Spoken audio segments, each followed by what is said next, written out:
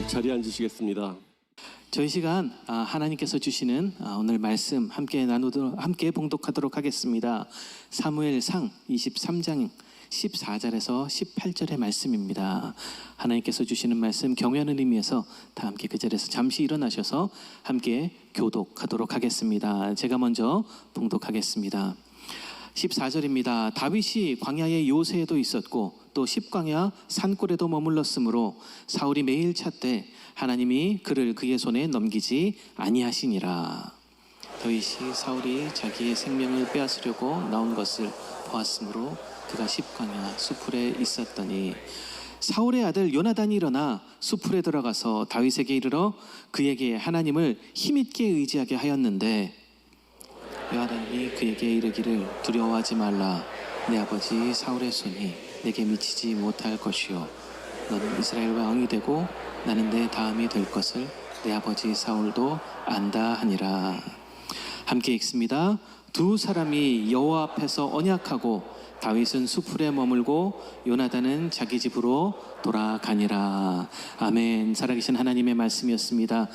자리에 앉아주시고요. 오늘 저에게 간증 말씀을 전해주실 진광현 목사님 소개시켜 드리겠습니다. 저희 장년 초원을 섬기시고 계시고 또 D국 특별히 차세대 전체를 아울러 섬기는 귀한 목사님이십니다. 오늘 말씀 전해주실 때 크신 은혜가 함께하기를 소망합니다. 목사님 나오실 때 큰 박수로 환영해 주시기를 부탁드립니다.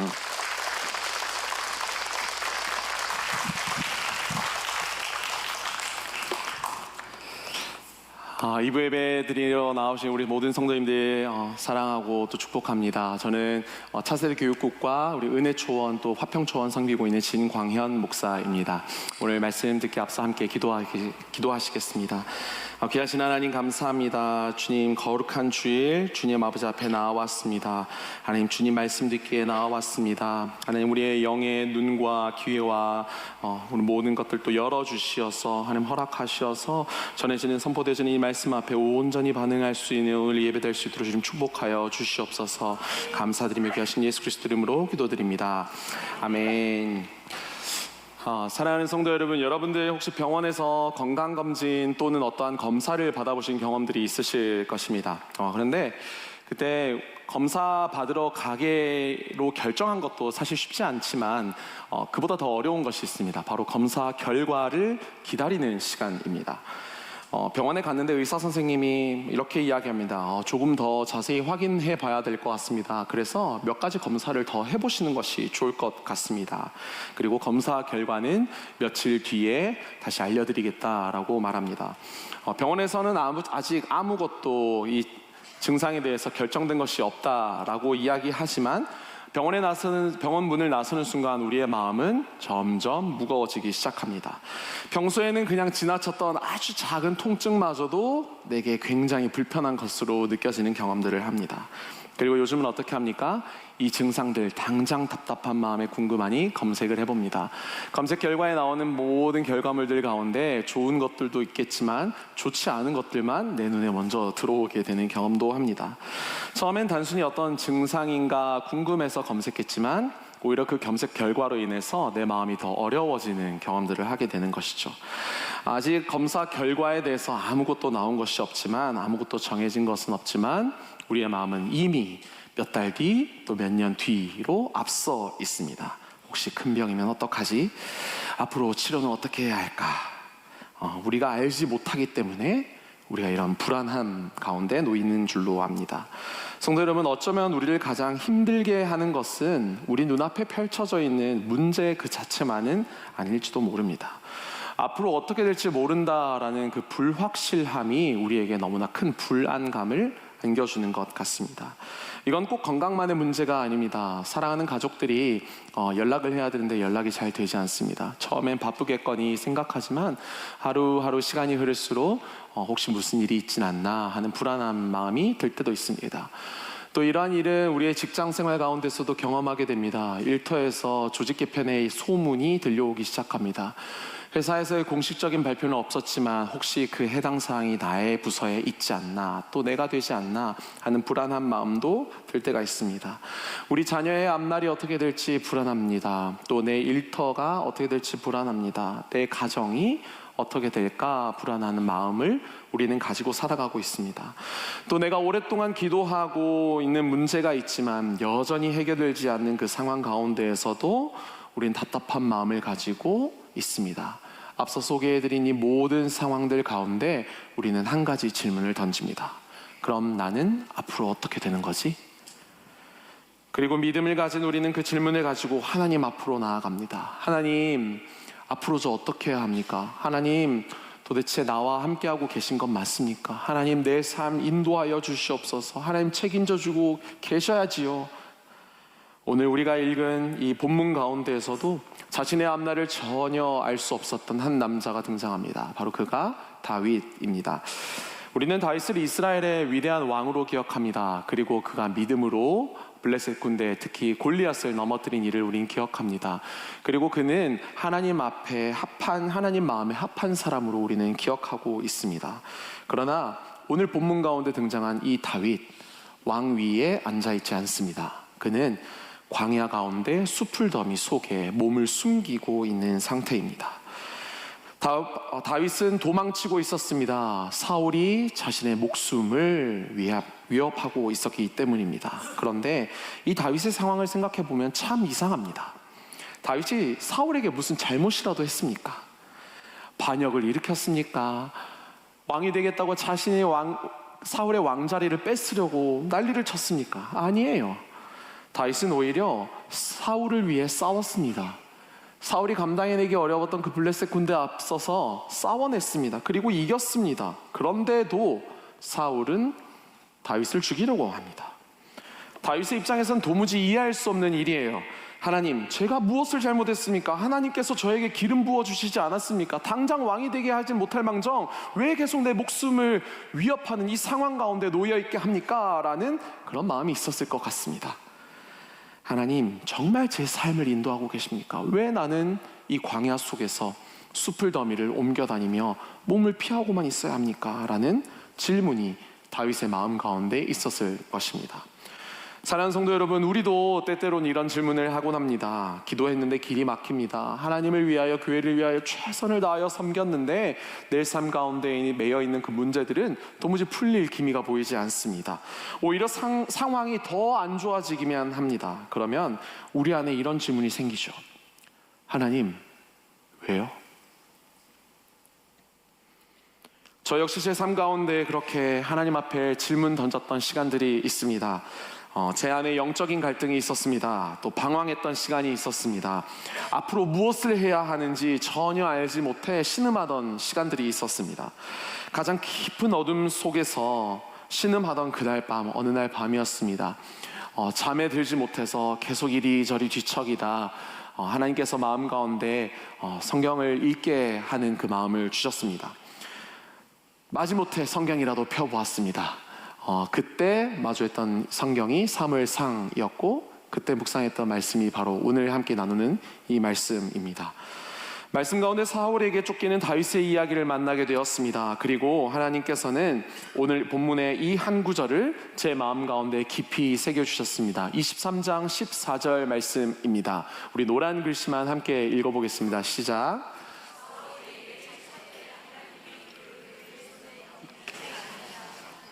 아멘. 사울은 다윗을 계속해서 찾아다녔습니다. 그것도 매일 찾았습니다. 그러나 하나님은 다윗을 사울의 손에 넘기지 않았습니다.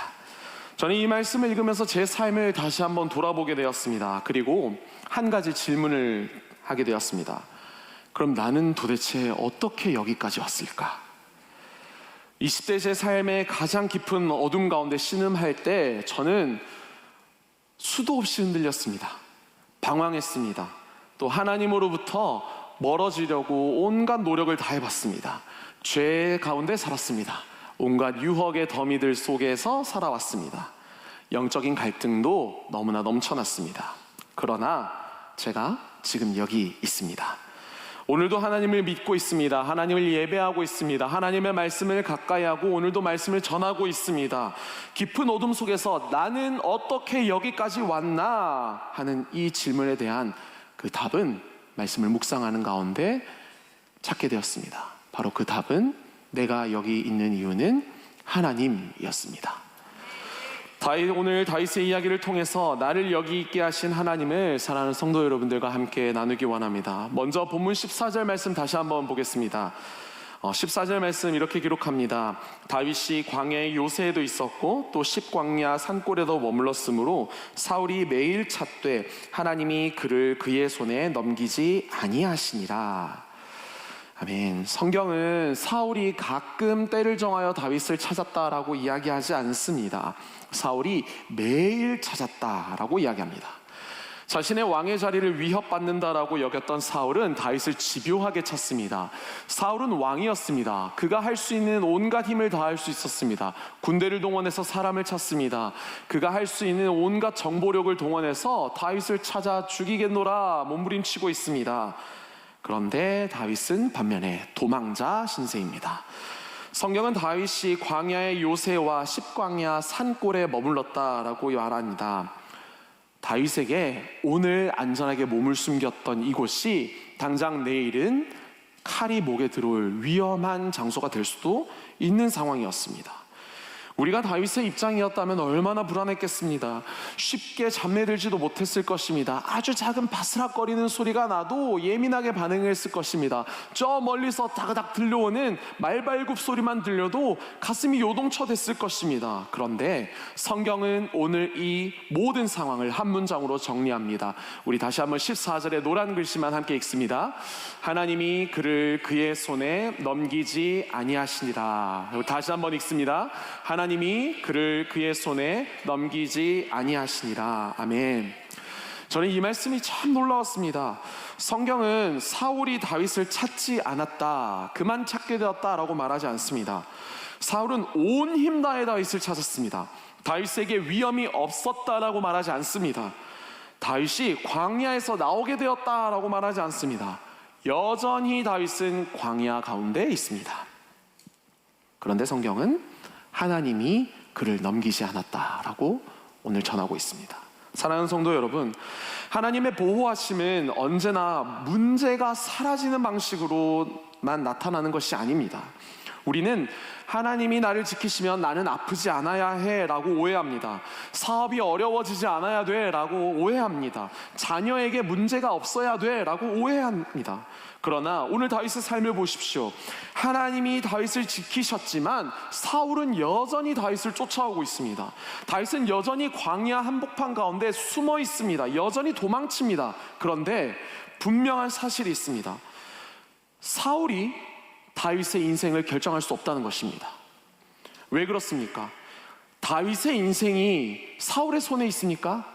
아니에요. 다윗의 인생은 하나님의 손에 있었습니다. 성경 가운데 이와 같은 모습을 우리는 요셉의 삶에서도 발견할 수 있습니다. 요셉은 형들에게 미움받았습니다. 구덩이로 던져졌습니다. 애굽으로 팔려갑니다. 그가 보디발 집에 있었지만 어려운 일을 당합니다. 끝내 감옥에 가게 됩니다. 요셉의 이 삶 하나하나 쪼개어 봤을 때 하나님이 함께하고 계신다라고 생각할 수 있습니까?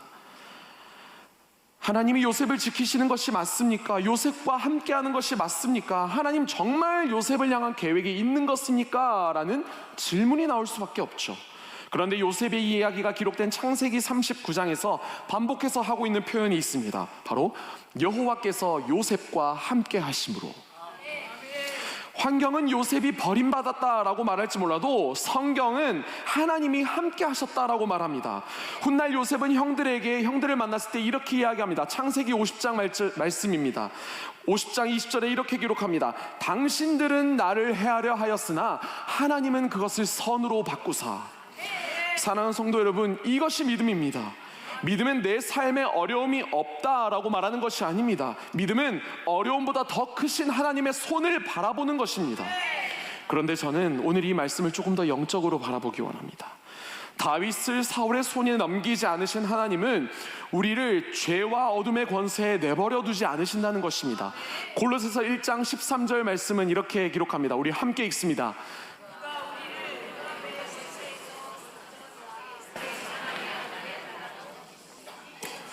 아멘. 사랑하는 여러분, 하나님께서 우리를 건지신 줄로 믿습니다. 죄가 우리를 붙들려고 합니다. 유혹이 우리를 끌고 가려고 합니다. 세상이 우리의 마음을 빼앗으려고 요동쳐댑니다. 때로는 흔들렸습니다. 넘어질 수 있죠. 방황했어요. 그런데 우리가 오늘 여기에 있습니다. 왜 그렇습니까? 우리가 강했기 때문입니까? 한 번도 넘어지지 않았기 때문입니까? 아니에요. 하나님이 우리를 흑암의 권세 가운데 넘겨주지 않았기 때문입니다.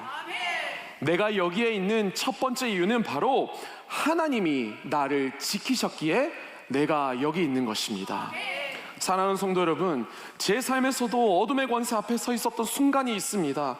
하나님으로부터 멀어지고 싶다라고 느꼈던 그 순간이 있어요. 죄로 가득했던 삶이 있어요. 유혹 더미 속에 살아갔던 그 삶이 있어요. 그 혼란 속에서 하나님 도대체 왜 나에게 이런 삶을 허락하십니까? 라고 떼쓰기도 했어요. 한국에서 20대 성인이라면, 남자라면 누구나 군대를 가야 합니다. 군대 건강하게 잘 다녀왔습니다. 대학교 2학년 1학기를 마치고 9월 말이었습니다. 2008년 9월 말 23일이었습니다. 경기도 북부에 있는 추운 지방으로 자대 배치를 받게 됩니다.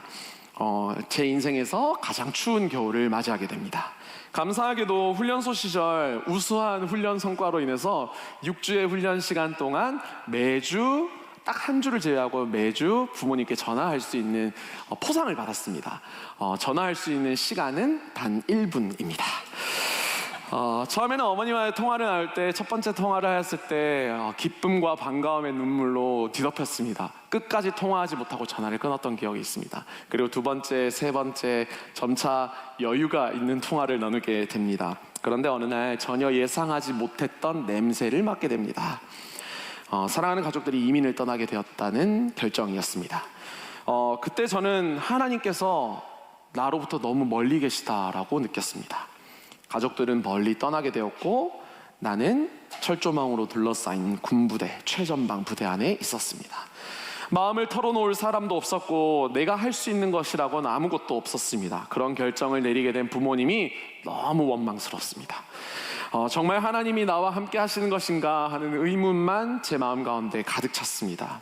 그리고 점점 혼자 있고 싶어졌습니다. 주말이 되어서 종교활동 시간이 돌아와도 교회에 가고 싶지 않았습니다. 하나님 왜 하필 지금입니까? 왜 내가 아무것도 할 수 없는 이때에 이런 어려움을 마주하게 하십니까? 그리고 밤마다 침낭을 덮어쓰고 눈물로 밤을 지새웠던 경험이 있습니다. 하나님께 너무 서운했습니다. 하나님을 피하고 싶었습니다. 외로움과 원망과 절망이 제 마음을 뒤덮었습니다. 나는 혼자야. 하나님도 나를 내버려 두셨어. 부모님도 나를 버렸는데, 그런 생각이 내 마음 가운데 가득 채워갔습니다. 그런데 돌아보면 참 이상합니다. 저는 하나님에게서 멀어지고 있었지만 하나님만큼은 저로부터 멀어지고 있지 않았습니다. 저는 예배를 피하고 싶었습니다. 교회 가고 싶어 하지 않았습니다. 그런데 그때 신병이라면 매주일 종교 활동을 참석해야만 했습니다. 그래서 마지못해 교회에 가게 되었습니다. 지금 생각하면 그것조차 하나님의 은혜입니다. 예배 가운데 나아갔지만 말씀은 귀에 들어오지 않습니다.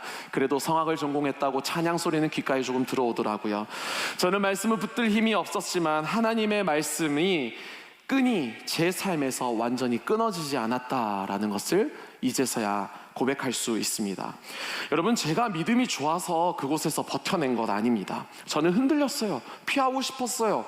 그럼에도 하나님이 나를 놓지 않으셨습니다. 하나님께서는 당장 그 상황을 바꾸어 주신 것도 아니었어요. 가족들의 이민이 취소된 것도 아니었고요. 제가 갑자기 전역을 하게 된 것도 아니었어요. 그러나 하나님은 그 상황이 저를 완전히 집어삼키지 못하도록 나를 지켜주셨습니다.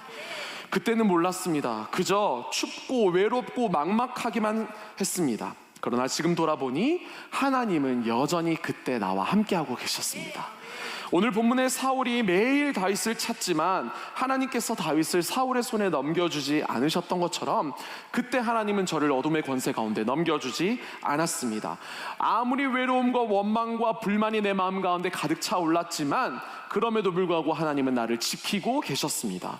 제가 하나님을 잘 붙들고 있었던 것 아니에요. 하나님께서 저를 붙들고 계셨습니다. 제가 믿음을 잘 지켜낸 것 아니에요. 하나님께서 제 믿음을 완전히 꺼지지 아니하도록 지켜주셨던 것입니다. 그래서 이제는 제 삶을 돌아보면 이렇게 고백할 수 있습니다. 하나님, 그때 저는 정말 혼자라고 생각했어요. 그런데 지금 생각해보니 혼자가 아니었어요. 저는 길을 잃었다라고 생각했지만 하나님은 저를 잃어버리지 않으셨습니다. 저는 어둠 속에 있다고 생각했지만 하나님은 저를 어둠의 권세에 넘겨주지 않았습니다. 사랑하는 성도 여러분, 제가 오늘 여기 있는 이유는 그때 제가 강했기 때문이 아닙니다. 하나님께서 저를 놓지 않으셨기 때문입니다. 사랑하는 성도 여러분, 여러분들의 삶은 어떠십니까? 혹시 지금 여러분들의 삶에도 매일매일 찾아오는 사울과 같은 위협이 있습니까? 자녀의 문제일 수 있습니다. 건강의 문제일 수 있어요. 경제적인 문제일 수가 있습니다. 관계 문제일 수 있어요. 어쩌면 겉으로 보기엔 아무 문제 없어 보이지만 우리의 마음 가운데 있는 영적인 문제일 수도 있습니다. 그런 우리에게 오늘 하나님은 말씀하십니다. 내가 너를 넘겨주지 않겠다. 사랑하는 여러분, 여러분이 오늘 이 예배 자리에 있다는 것을 너무 당연하게 여기지 않으셨으면 좋겠습니다. 오늘도 예수님을 믿고 있다는 것, 오늘도 하나님을 찾고 있다는 것, 오늘도 하나님의 말씀을 듣고 있다는 것, 이 모든 것이 하나님의 은혜입니다. 사울은 집요하게 다윗을 찾았습니다. 그러나 하나님은 다윗을 넘겨주지 않았습니다. 어둠이 우리를 삼키려고 합니다. 그러나 하나님은 우리를 붙드셨습니다. 내가 여기 있는 이유는 바로 하나님이 나를 지키셨기 때문입니다. 계속해서 말씀 봅니다. 15절에서 16절입니다. 다윗은 계속해서 매일같이 자신을 찾고 있는 그 사울을 피하고 있는 상황입니다. 15절, 16절입니다. 다윗이 사울이 자기의 생명을 빼앗으려고 나온 것을 보았으므로 그가 십광야 수풀에 있었더니 사울의 아들 요나단이 일어나 수풀에 들어가서 다윗에게 이르러 그에게 하나님을 힘있게 의지하게 하였는데, 오늘 본문에서 보면 참 아름다운 만남의 장면이 등장합니다. 다윗은 지금 수풀 속에 있습니다. 광야 가운데 있습니다. 숨어 있어요. 그런데 다윗을 찾아온 사람이 있습니다. 바로 그가 요나단, 사울의 아들이었습니다. 앞선 14절을 보면 사울은 매일같이 다윗을 찾았습니다. 왕의 권력과 군대와 정보력을 총동원해서 그를 찾았지만 그에게 갈 수 없었습니다. 그런데 반면에 요나단은 다윗을 찾아가려고 했습니다. 그를 만났습니다. 저는 이 장면을 묵상하면서 이런 생각을 했습니다. 하나님이 막으시는 사람이 있고 하나님이 보내주시는 사람이 있구나입니다. 사울은 다윗을 죽이기 위해 매일 다윗을 찾았습니다. 그러나 하나님이 막으셨습니다. 요나단은 다윗을 살리기 위해 찾아갔습니다. 하나님 만나게 하셨습니다. 그리고 요나단이 다윗에게 무엇을 말합니까? 성경은 이렇게 이야기합니다. 16절입니다. 그에게 하나님을 힘있게 의지하게 하였는데, 요나단은 다윗이 처한 문제를 직접 해결해 주지 못했습니다. 사울을 왕좌에서 끌어내지도 못했습니다. 다윗이 계속해서 도망하고 있던 그 광야 수풀 더미 속에서 그를 건져낸 것이 아니었습니다. 그럼에도 요나단이 한 일이 있었습니다. 그저 다윗이 다시 하나님을 의지하도록 한 것입니다. 사랑하는 성도 여러분, 이것이 믿음의 공동체가 하는 일이 아닐까요? 공동체는 우리의 모든 문제를 대신 해결해 주는 것이 아닙니다. 믿음의 공동체는 지친 사람이 다시 힘을 얻도록 하는 공동체입니다. 믿음의 공동체는 쓰러져 있는 이가 다시 하나님 손 붙들고 일어날 수 있도록 돕는 공동체입니다. 다윗에게는 이런 요나단이 필요했습니다. 다윗은 하나님의 기름 부음 받은 사람이었어요. 골리앗을 쓰러뜨린 믿음의 사람이었어요. 하나님 마음에 합한 사람이었어요. 그런데 지금 그가 처해 있는 상황은 광야 한복판 수풀 더미 속에서 피해서 사울을 피하고 있는 상황이었어요. 그런 다윗에게 요나단이 어떻게 필요했을까요? 바로 그의 믿음을 회복하는 데 필요했던 거예요. 믿음이 좋은 사람이라고 해서 공동체가 필요 없는 것 아닙니다. 우리 모두에게 함께 걸어갈 사람이 필요합니다. 성경 가운데 출애굽기 17장을 보면 이스라엘이 아말렉과 전쟁하는 장면이 기록되고 있습니다.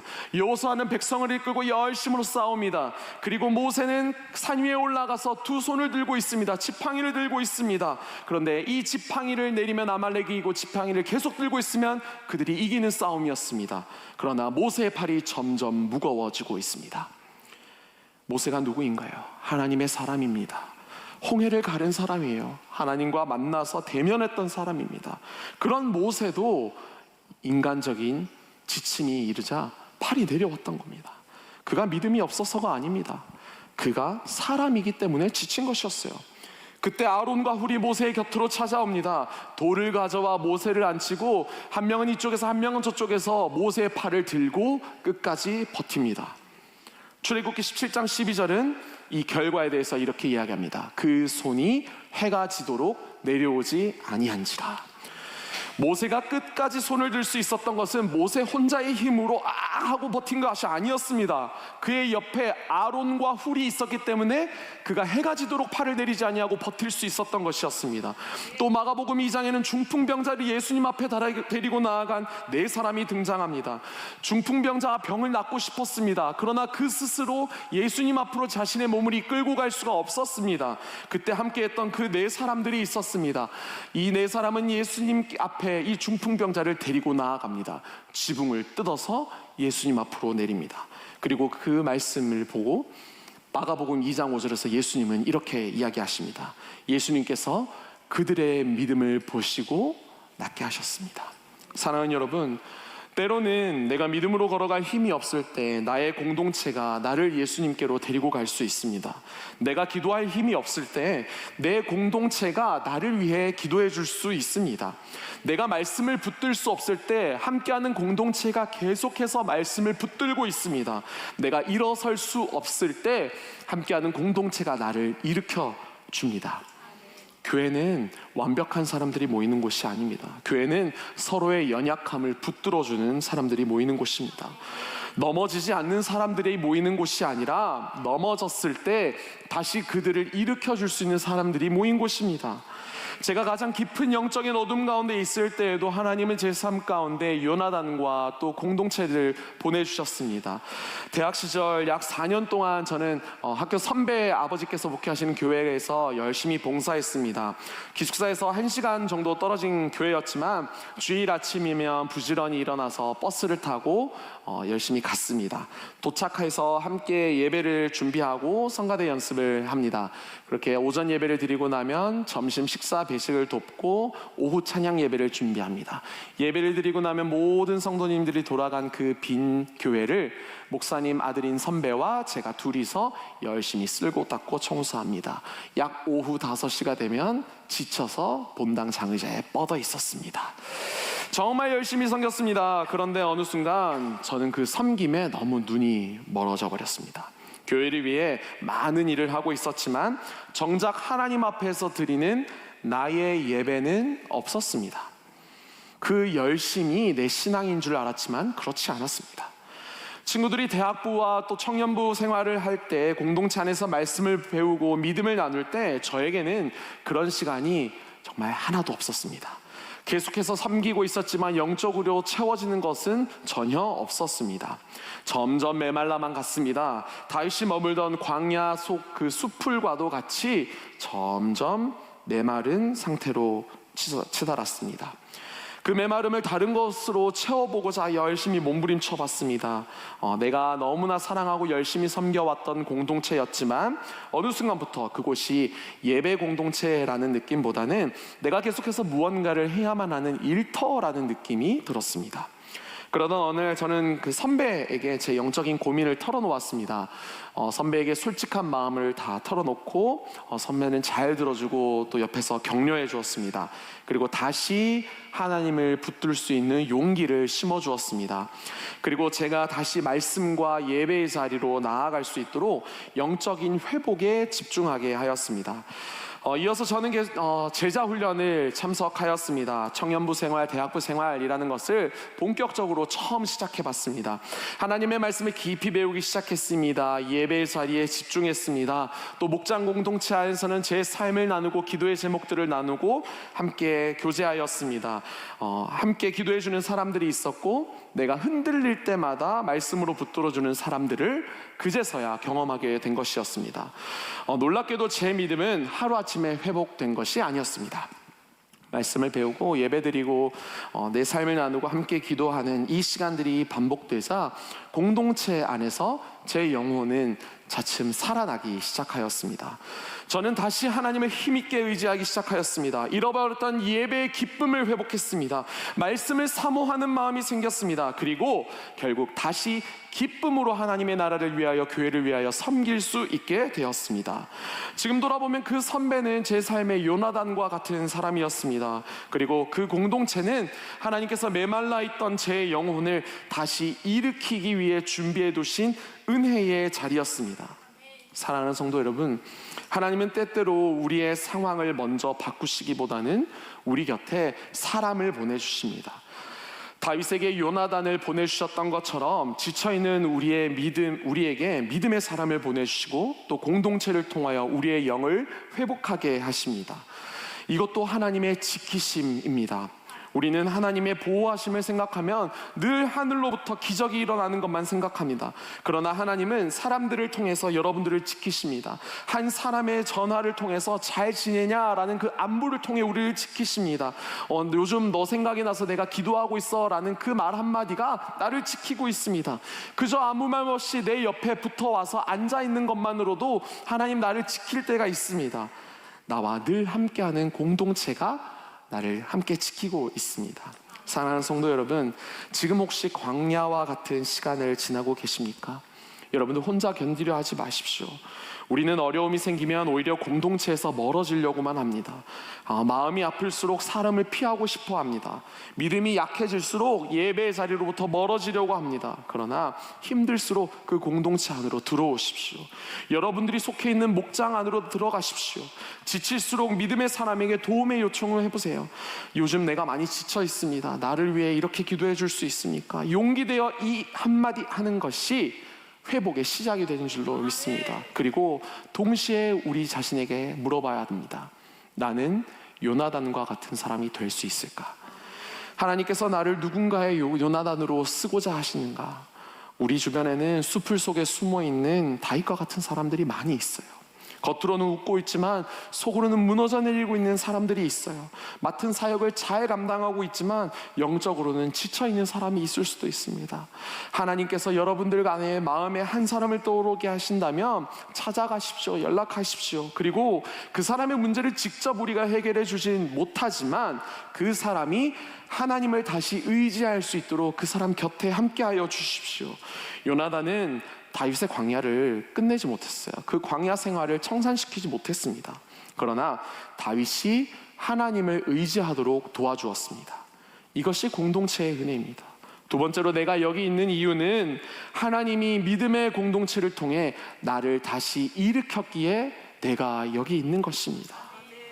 계속해서 요나단이 다윗을 찾아가 다시 일어날 힘을 건넨 이후의 17절 말씀입니다. 우리 17절 말씀 한 목소리로 읽습니다. 시작. 곧 요나단이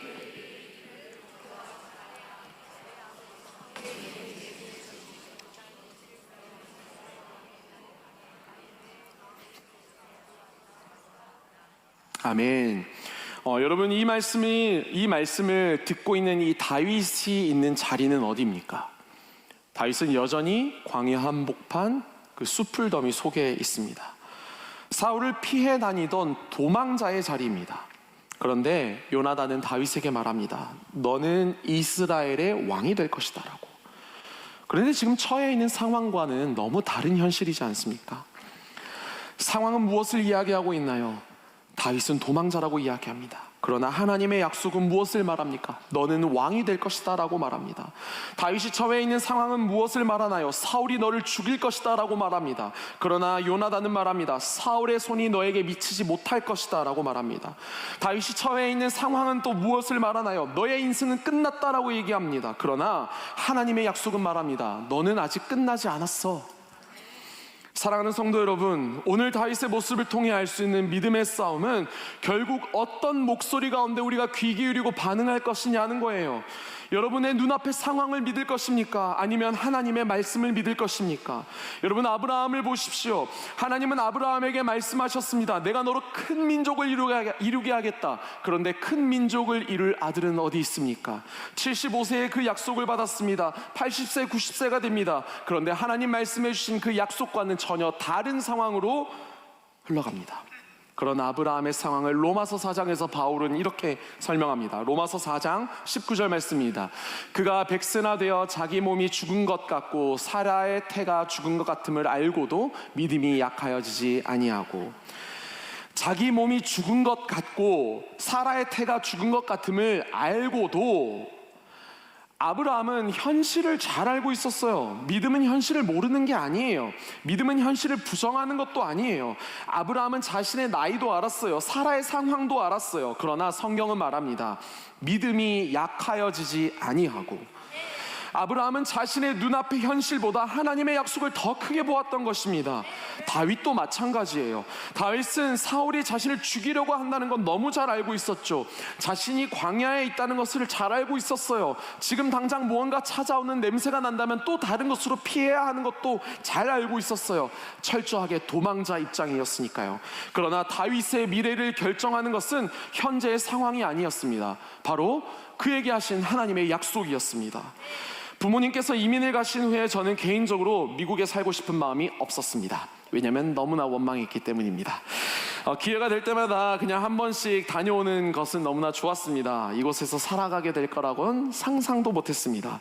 오히려 인간적인 생각으로는 제가 미국에 오는 것이 어려워 보이는 상황들이 너무나 많았습니다.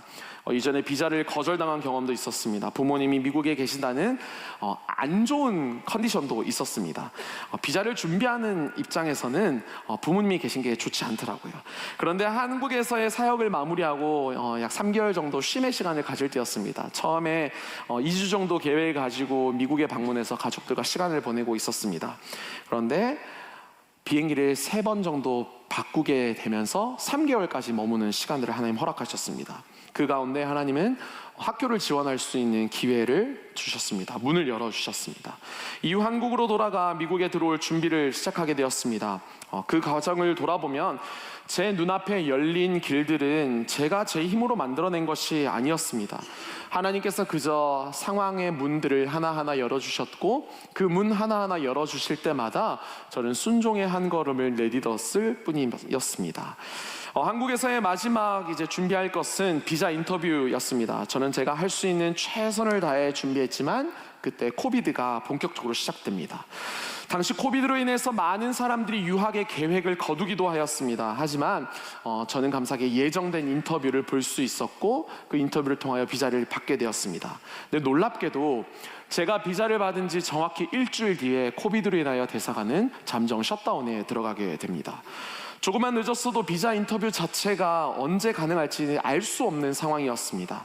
물론 코비드로 인해서 미국으로 들어오는 일정도 계획보다는 3개월이 늦어지긴 했습니다. 그러나 그 시간들을 지나오면서 저는 한 가지를 분명히 경험했습니다. 하나님께서 계획하시고 이루고자 하시는 그 일들은 반드시 이루신다는 사실을요. 저의 인간적인 계획은 미국에서 살고 싶다는 계획이 없었습니다. 제 눈으로 봐도 미국으로 오는 방법은 쉽지 않아 보였어요. 그런데 하나님은 제가 보지 못하는 길을 여셨고 길을 알고 계셨습니다. 필요할 때마다 문을 하나 열어서 한 걸음씩 인도해 주셨습니다. 저는 모든 길을 미리 알고 계획하고 온 것이 아닙니다. 하나님께서 길을 여실 때마다 그저 순종하며 걸어왔습니다. 다윗 역시 자신의 앞날을 하나도 알지 못했어요. 여전히 광야에 있었고 여전히 사울을 피해 도망다니고 있었습니다. 그러나 다윗은 자신의 길은 몰라도 하나님은 다윗의 그 길을 알고 계셨습니다. 저 역시 제 삶의 방향을 다 알지 못했지만 하나님은 알고 계셨습니다. 언제 길을 여셔야 하는지, 언제까지 기다리게 해야 하는지, 어떤 문을 여셔야 하는지 하나님은 하나님의 방법으로 하나님의 때에 저를 인도하고 계셨습니다. 사랑하는 성도 여러분, 사무엘상의 다윗을 보면 다윗의 모습을 통해 깨닫게 된 것은 내가 내 인생 전체 그림을 보지 못할 뿐 하나님은 내 모든 삶의 전체 그림을 알고 계신다는 것입니다. 그때 저는 사무엘상 말씀 앞에서 제 삶의 답을 모두 알게 된 것은 아니었습니다. 여전히 모르는 것이 너무나 많았습니다. 여전히 해결되지 못한 문제들도 많았습니다. 그러나 한 가지는 확신하게 되었습니다. 내가 내 인생의 길을 다 알지 못해도 하나님은 다 알고 계신다는 것입니다. 혹시 여러분 가운데 미래가 보이지 않는 분이 있습니까? 자녀의 미래, 사업의 앞날들이 걱정되는 분들이 있습니까? 내 건강이 앞으로 어떻게 될지 모릅니다. 은퇴 이후의 삶이 걱정되시나요? 진로가 보이지 않으신가요? 그런 상황 속에서 우리는 자꾸 하나님 앞에 하나님 전체 지도를 좀 보여주세요라고 기도합니다. 그러나 하나님 어떻게 말씀하시나요? 아니요, 그렇게 하지 않으십니다. 하나님, 내 삶 앞으로 어떻게 됩니까? 우리 아이 어떻게 됩니까? 내 직장 어떻게 됩니까? 이렇게 구해도 하나님은 전체 지도를 보여주지 않으십니다. 그저 하나님은 우리에게 말씀하십니다. 나를 믿어라. 왜 그렇습니까? 우리가 길을 아는 것이 믿음의 대상이 아닙니다. 길을 아시는 하나님을 믿는 것이, 그 하나님을 따르는 것이, 그 하나님만이 우리의 유일한 믿음의 대상이 됩니다. 다윗은 왕이 되는 길을 알지 못했습니다. 그저 기름 부음 받았을 뿐입니다. 그러나 하나님은 알고 계셨습니다. 요셉 역시 애굽의 총리가 되는 길을 알지 못했습니다. 그러나 하나님은 요셉이 걸어갈 길들을 다 알고 계셨어요. 믿음의 조상 아브라함도 자신이 어떻게 살아갈지, 그 약속의 아들이 언제 태어날지 알지 못했습니다. 그러나 하나님은 알고 계셨어요. 사랑하는 성도 여러분, 여러분들이 길을 모르는 것이 문제가 아닙니다. 길을 알고 계시고 그 길을 내시는 하나님을 의지하지 않는다면 그것이 문제예요. 우리 하나님은 길을 알고 계십니다. 그래서 오늘도 우리는 하나님 손 붙잡고 한 걸음 한 걸음 믿음의 발걸음을 내딜 수 있는 줄로 믿습니다. 내가 여기 있는 이유는 하나님이 내 길을 알고 계셨기에 내가 여기 있는 것입니다. 말씀을 맺습니다. 사랑하는 성도 여러분, 오늘 본문 18절 말씀은 이렇게 끝을 맺고 있습니다. 두 사람이 여호와 앞에서 언약하고 다윗은 수풀에 머물고 요나단은 자기 집으로 돌아가니라. 요나단은 자기 집으로 돌아갔습니다. 그런데 다윗은 어디에 있습니까? 여전히 수풀 가운데 머물고 있습니다. 다윗은 여전히 광야에 있습니다. 요나단을 만났다고 그의 광야 생활이 끝난 것이 아닙니다. 다윗은 요나단으로부터 위로를 받았다고 해서 다윗의 삶이 나아진 것이 아닙니다. 사울의 위협이 그친 것도 아니었습니다. 하나님의 약속을 다시 들었다고 해서 그 다음날 다 바로 왕이 된 것도 아니었습니다. 실제 18절 이후에 다윗은 또다시 도망칩니다. 10사람들은 다윗의 위치를 사울에게 알려주고 사울은 다시 다윗을 추적합니다. 성도 여러분, 말씀을 들었다고 해서 여러분들의 삶에 있는 그 광야 생활이 끝나는 것 아닙니다. 예배를 드렸다고 해서 그 문제가 당장 해결되어야 되는 것 아닙니다. 그런데 다윗에게 한 가지 변화가 있었습니다. 다윗은 하나님을 의지했습니다. 이때 다윗이 기록한 시편이 시편 54편입니다. 10사람들이 자신을 배신하고 사울에게 그 위치를 알려주었을 때 쓴 시입니다. 그리고 시편 54편 1절에서 다윗은 하나님 앞에 이렇게 기도합니다. 하나님이여, 주의 이름으로 나를 구원하시고 주의 힘으로 나를 변호하소서. 다윗의 상황이 바뀌었습니까? 아니에요. 사울은 여전히 쫓아오고 있어요. 다윗의 도망은 계속돼요. 그런데 54편 4절에서 다윗은 이러한 고백을 합니다. 우리 함께 읽어보겠습니다. 4절 말씀입니다. 하나님은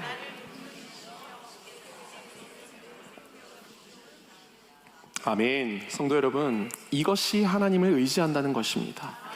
하나님을 의지하면 광야가 사라진다는 뜻이 아닙니다. 광야에서도 하나님 앞에 기도하는 것입니다. 길이 보이지 않아도 하나님께서 나를 붙들고 계심을 믿는 것입니다. 오늘 저는 제 삶의 이야기들을 여러분들과 함께 나누었습니다. 흔들렸던 시간이 있었죠. 방황했던 시간 너무 많았죠. 어디로 가야 할지 알지 못해서 밤에 잠을 못 이루고 2시간, 3시간 거리를 배회한 적도 있었습니다. 그런데 오늘 제가 여기 있습니다. 오늘도 하나님을 믿고 하나님을 예배하고 하나님의 말씀을 사모하고 말씀을 전하고 있습니다. 제가 강했기 때문인가요? 제가 믿음이 좋았기 때문일까요? 아니에요. 제가 여기 있는 이유는 오직 한 가지입니다. 바로 하나님입니다. 내가 하나님을 놓았던 그 순간에도 하나님은 나를 놓지 않으셨습니다. 내가 길을 잃어버렸다라고 생각했을 때에도 하나님은 나를 잃어버리지 않았습니다. 하나님은 사람을 보내주셨고 공동체를 허락하여 주셨습니다. 내가 다시 하나님을 힘있게 의지할 수 있는 힘을 주었습니다. 사랑하는 성도 여러분, 오늘 여러분도 이곳에 있습니다. 여러분들의 삶에도 광야가 있었을 것입니다. 넘어지고 포기하고 싶고 믿음이 흔들렸던 그 순간들도 있었을 것입니다. 그러나 여러분들이 여기 있습니다. 오늘도 예배하고 있어요. 오늘도 하나님을 찾고 있어요. 내가 잘 버텨왔기 때문이 아니에요. 하나님께서 여러분들을 붙들고 계셨기 때문입니다. 그래서 우리는 함께 고백하기 원합니다. 하나님이 나를 지키셨기에 내가 여기 있습니다. 믿음의 공동체를 통해 나를 다시 일으키셨기에 내가 여기 있습니다. 하나님이 내 길을 다 알고 계셨기 때문에 내가 여기에 있습니다. 사랑하는 성도 여러분, 광야에서도 선하신 하나님을 의지하십시오. 혼자 걷지 마시고 믿음의 공동체 안에 머무십시오. 길이 보이지 않아도 길을 아시는 하나님을 믿으십시오. 그리고 함께 이 다윗이 했던 그 54편 4절의 믿음의 고백이 여러분들 삶의 자리 가운데에서 쏟아져 나오기 원합니다. 우리 54편 4절 말씀 함께 힘찬 목소리로 고백합니다. 시작. 하나님은 나를 돕는 이시며 주께서는 내 생명을 붙들어 주시는 이시니이다. 다시 한번 읽습니다. 하나님은 나를 돕는 이시며 주께서는 내 생명을 붙들어 주시는 이시니이다. 아멘. 내가 여기 있는 이유 바로 하나님입니다. 허락하신 삶, 또 이 믿음과 이 고백으로 살아가는 저와 여러분들 되시기를 주님의 이름으로 축복합니다. 이제는 우리 주 예수 그리스도의 크신 은혜와 하나님의 그의 아들을 아끼지 않으시고 내어주신 한없는 사랑과 성령님의 내 삶 깊이 동행하시고 역사하심이 오늘 광야의 숲을 속과 같은 삶을 살아가지만 내가 여기 있는 이유가 하나님이심을 고백하며 나를 지키시는 하나님의 손 붙잡고 믿음의 공동체와 함께 일어나 주님 인도하시는 길을 걷기로 결단하는 모든 예배자들 머리머리 위에, 그들의 가정과 자녀들과 일터 사업장 함께하는 모든 공동체 위에 이제부터 영원토록 함께 없시기를 간절히 축원하옵나이다. 아멘.